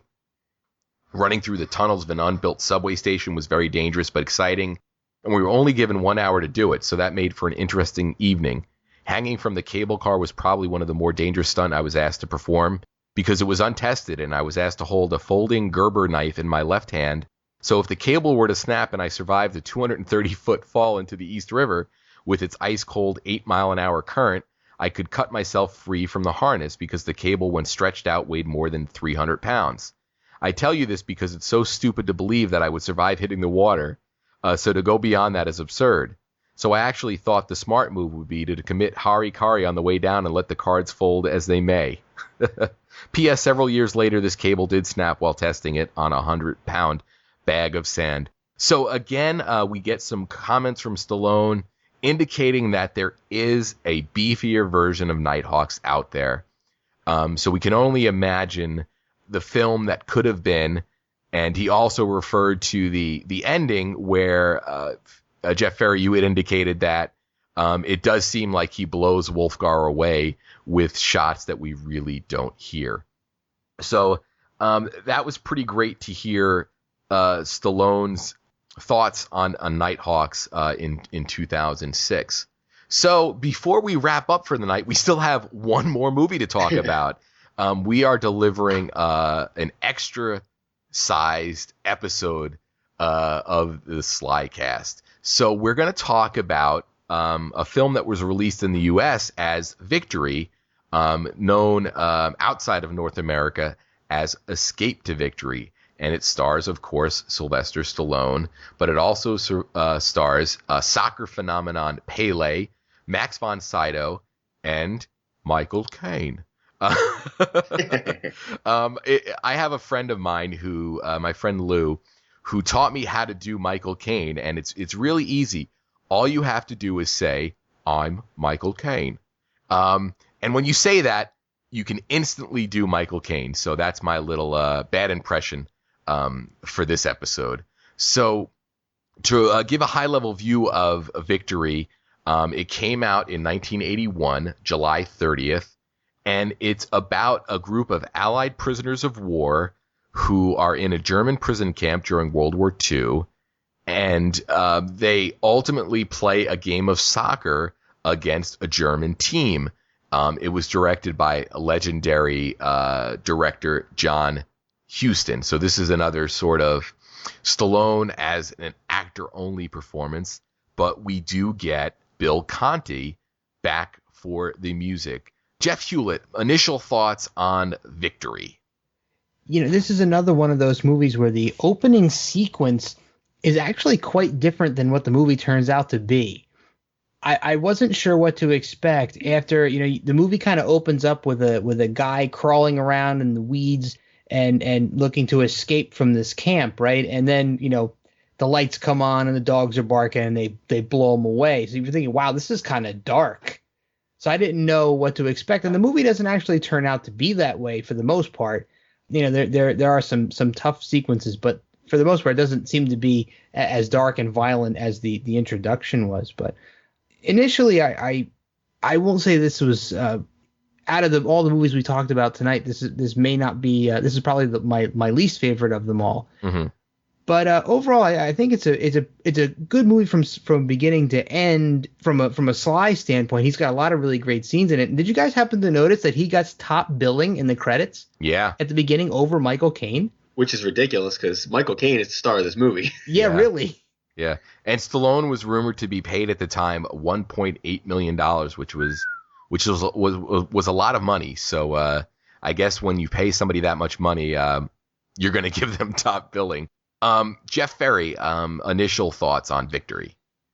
Well, of the four movies we watched, this is the only one I had no recollection of at all. I didn't even know what it was about. And I looked at the cover that they have online. It is horrendous. Wait. It's Stallone and Michael Caine and Pele sort of arms. Making a V. Well, I didn't know that until I read it. I'm like, really? They're making a V? It looks like three guys in ugly red shirts with their hands in the air. Yeah, standing very close together. So I'm like, what is this movie about? I was like, is this like another movie? Is this like another strike movie? Is this like Fist 2? Like, I don't understand what this is. And then I saw an international poster, and it has like Nazis and stuff in the background. I'm like, well, that would have made a lot more sense. Mm-hmm. Like, to maybe have an idea what it's about. And it just says like, it has a very vague like tagline, like victory. We've got to get victory or something. It doesn't tell you like that it's during World War II, that they're POWs, there's going to be a soccer game. It doesn't tell you anything. I was pleasantly surprised by this movie. The same thing. Of the four movies, I won't say that it's maybe not my least favorite, or of the four, it's the only one that's not, to me, it's not completely original. Mm-hmm. You've seen this movie. Yeah. It's a sports feel-good movie. They just sprinkled in some Nazis. Yeah. That's definitely a fair assessment. And one of the interesting things about this movie is the physical transformation that Stallone would go through for this movie. He talked in that same Roger Ebert interview from 1980 about the shape he got in for that movie, where basically Ebert says to get in shape for the role, he had to get out of shape. From Rocky's muscular build, Stallone has slimmed down to 160 pounds, more appropriate for a POW. Stallone says, my waist is down from 33 to 29 inches. I run every morning. I'm trying to look a little gaunt. I thought Rocky was tough, but I've never trained so hard. I thought soccer was a sissy sport until they kicked the ball into my stomach and I crossed the border into Austria with hematobus on both hips. So interesting little story from Stallone there about trimming down to play a prisoner of war who was also athletic in a different way than Rocky was. So I don't want to get too sort of caught up in the minutia of this movie. I think we dug deep into some of the other movies, and very much like F.I.S.T, we'll sort of give this a high-level discussion. Are there any sequences for either one of you guys that really stand out? For me, I know there's Stallone's character doesn't want to play soccer. He doesn't want to play by Michael Caine's rules, and he quits the team. And he's been working on a plan to escape from the camp. And when the team gets assigned the game versus the Germans, they switch the guard assignment. So all of the work that Stallone has done to set up his escape has now been bungled by the movement of the guards. So Stallone works his way into the team as a means to escape. And he does escape.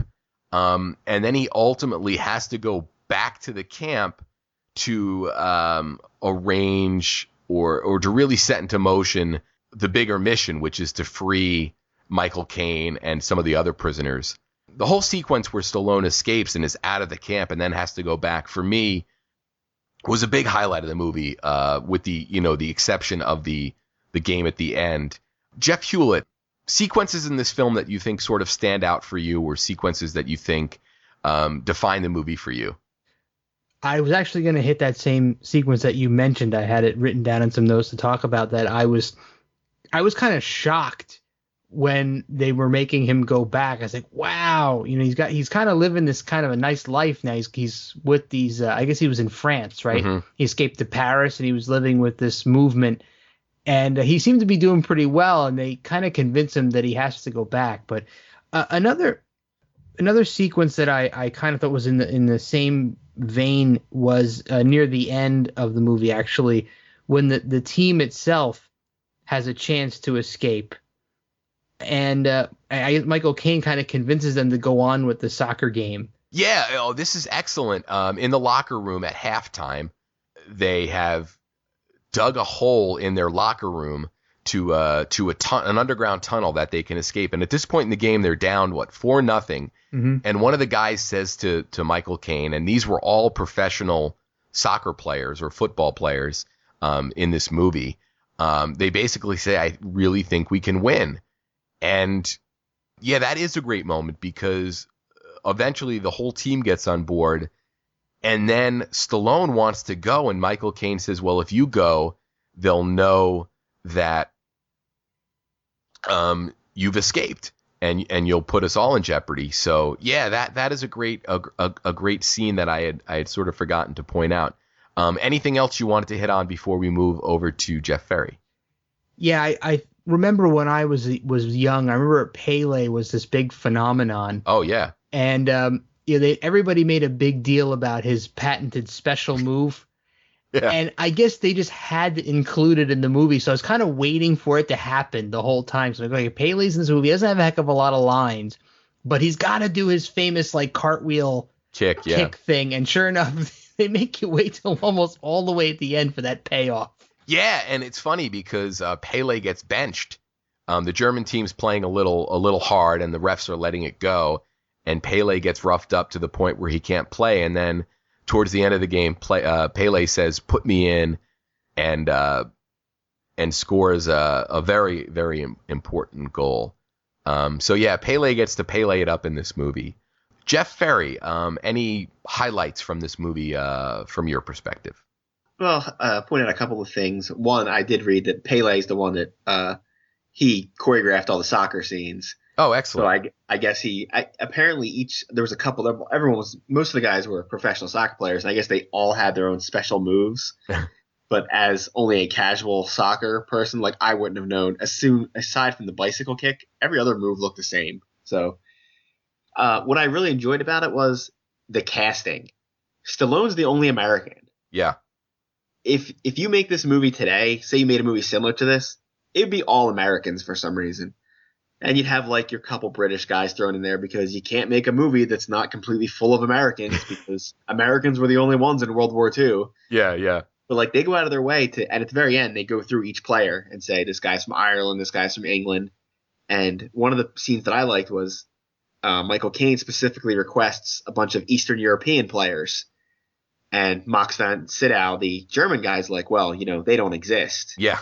They're not people, they're not POWs. And he's like, well, then we're not playing. And then a couple of days later, they show up. And you can tell that they were not in POW camps. They were in concentration camps. Yeah. They're all gaunt and half dead. And they're like, well, what do we do with these guys? So they never play them, but they're like, well, they can stay with us and just eat our food.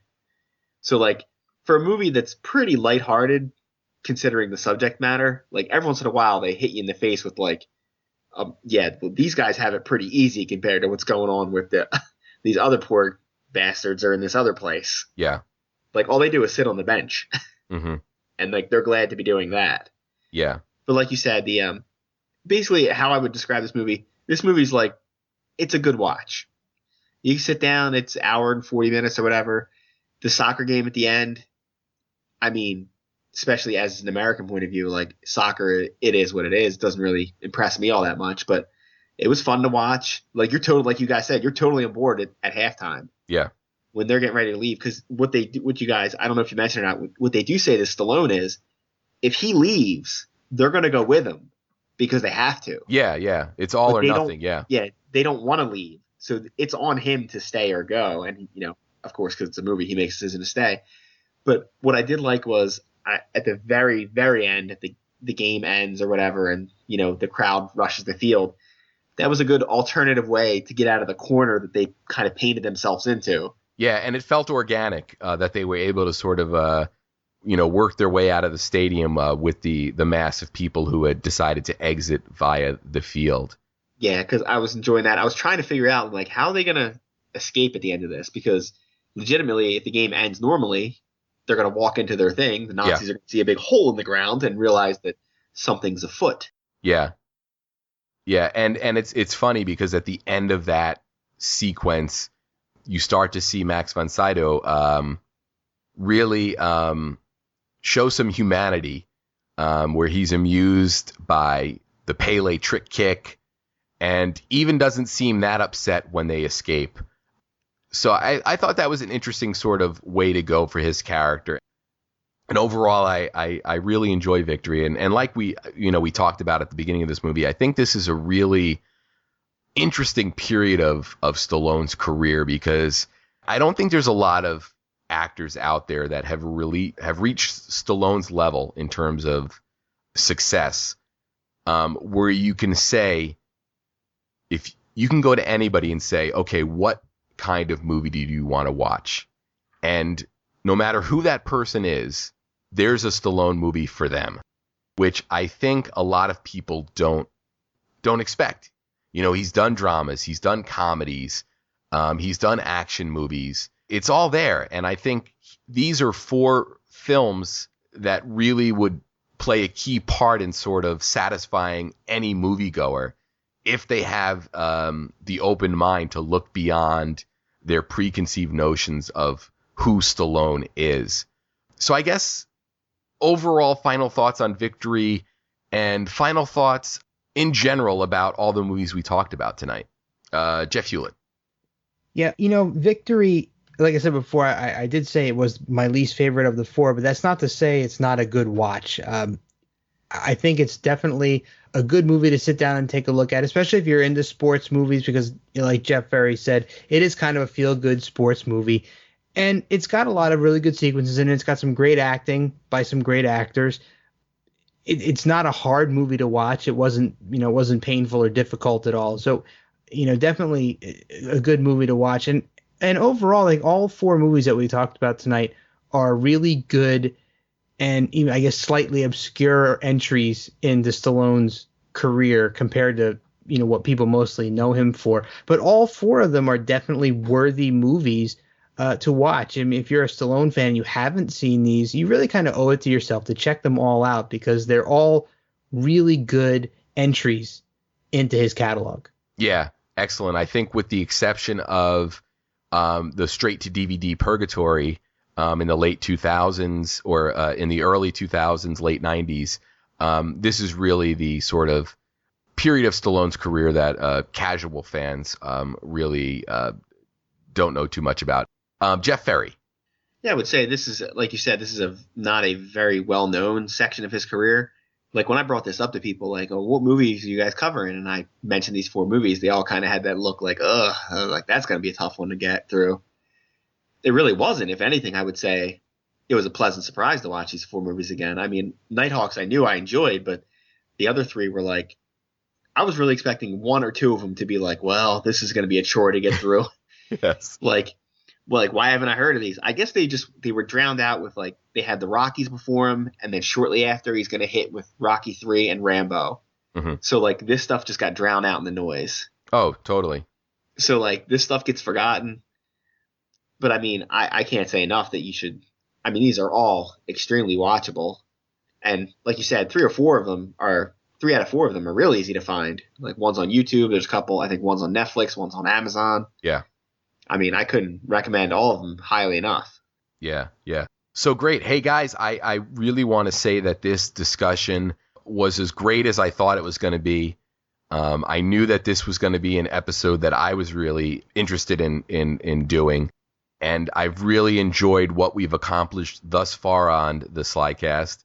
And I look forward to our future episodes. And next installment, we will be looking at, much like we looked at Rocky 1 and Rocky 2 together, we are going to look at First Blood and Rambo First Blood Part 2.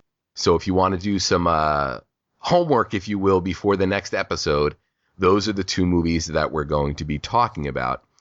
And I also just want to give you a heads up on where you could really interact with us best online. Over on Twitter, we have an account that is at the SlyCast. And through there, you can find our personal accounts. And we love interacting with people.